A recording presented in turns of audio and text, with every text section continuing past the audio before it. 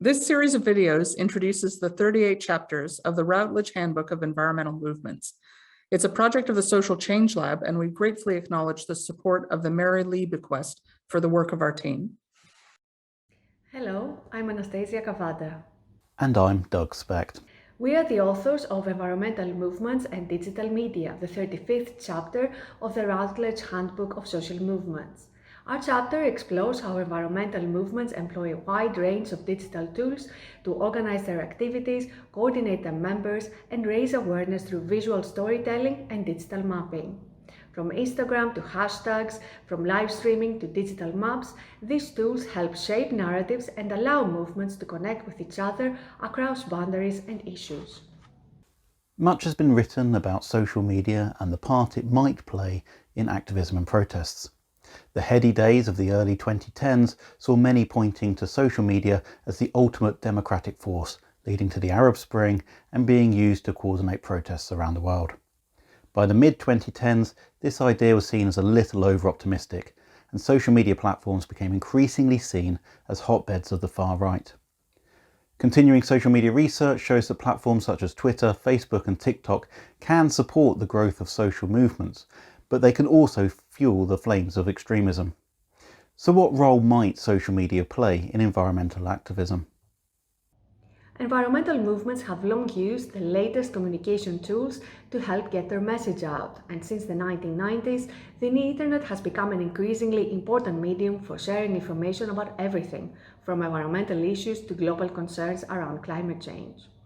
In the social media era, visuals have become central in environmental discourse, as photographs and videos can be more eye-catching, engaging, and persuasive for audiences.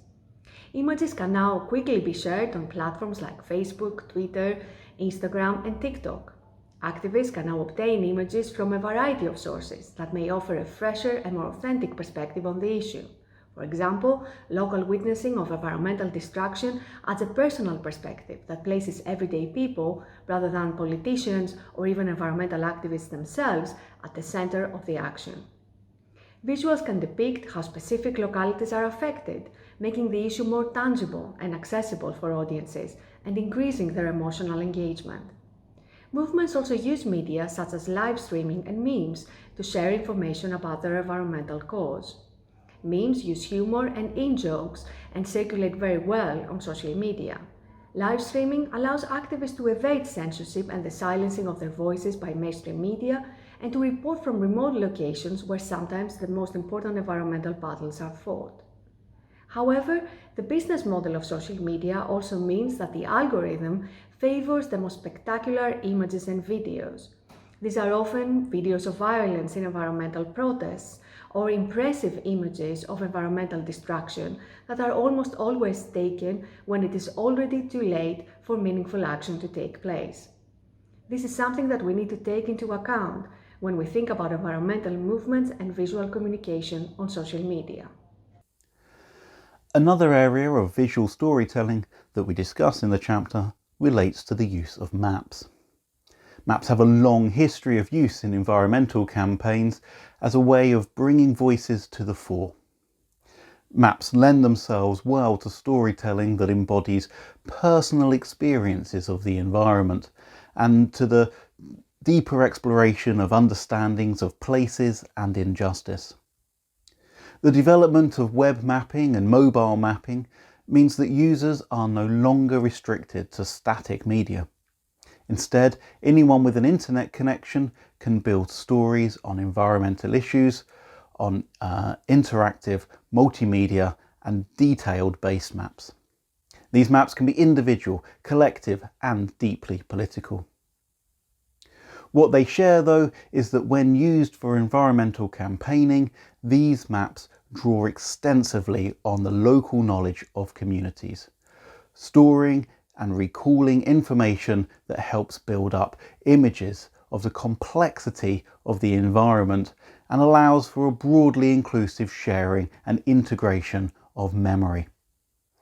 Furthermore, citizen sensors such as GPSs in smartphones or more active engagements of measuring and providing voluntary geographic information means that there is a wealth of data being generated to help create deeper narratives through these mapping practices. Through our chapter, we share a wide range of examples of where maps have been used to support environmental campaigns around the world. In our chapter, we further discuss changes in the organizing tactics of the environmental movement. We show how, alongside more traditional campaigning groups such as Greenpeace or WWF that tend to operate with formal membership and organizational networks, the Internet has facilitated looser and more decentralized forms of organizing. These looser networks are often held together by common phrases, hashtags, or emojis rather than membership lists. Two prominent examples of this type of loose-knit collective action are Fridays for Future and Extinction Rebellion. Both groups bring together large numbers of people under a central name and objectives.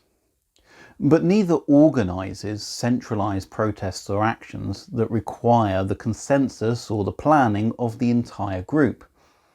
Instead, each uses social media as a way of inviting all interested parties to be part of their movement on their own terms.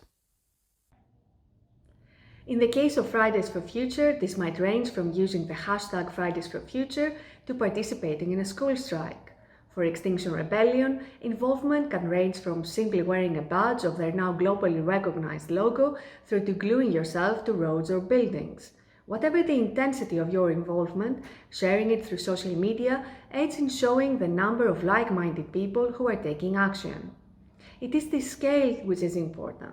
Rather than trying to use social media to organize specific events and actions, using it to demonstrate solidarity and to show how many other people share a common cause enables action at multiple scales, locations, and times. This does not always have to be global either. Research by Milena Raftopoulos and myself on anti-fracking movements in Argentina revealed that environmental movements in that region remain disconnected from each other. But rather than this being a point of failure, a failure to reach a consensus about how to combat fracking, social media has actually allowed it to become a source of strength. Through the online sharing of looser ideas around the right to water, the right to life, and concerns around climate change, the movements were able to tap into the feelings of many more local people, showing them that they were not alone in their concerns. As more people demonstrated that they shared the same values, aims and concerns through social media, these different movements are actually able to transcend the need for full cooperation and coordination. The strength of shared narratives and common goals ensures the anti-fracking movement in Argentina can push forward a single campaign without the need for formal organisation, thus exposing different instances of substantive environmental and ecological injustice. So what might we learn about how we use social media as a tool for environmental campaigning? Well, first we must recognize that social media in and of themselves cannot fix anything, particularly when it comes to the wholesale systemic change that is needed in order for the environmental movement to achieve its objectives. This is because environmental activists are working against the status quo that allows for the destruction of the planet.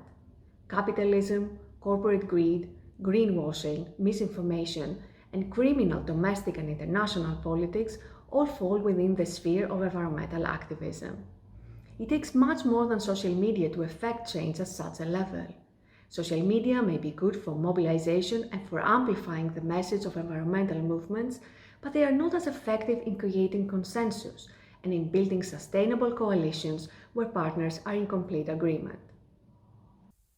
Having said this, if used as a loose meeting place, a place of showing solidarity, a place of shared values, a place that shares words and images that allow other like-minded people to recognise each other, then local and global movements can grow and grow, each perhaps with a slightly different agenda, but under collective umbrellas that make every individual seem bigger than they are and more difficult than ever to ignore. We discuss all these issues and more in our chapter, along with plenty of examples to help illustrate the wide range of digital media tools that are being used by environmental movements around the world. We really hope that you enjoy our chapter and its contribution to the field. For those of you watching, be sure to subscribe and follow us at Social Change UQ, and check out our website for more videos.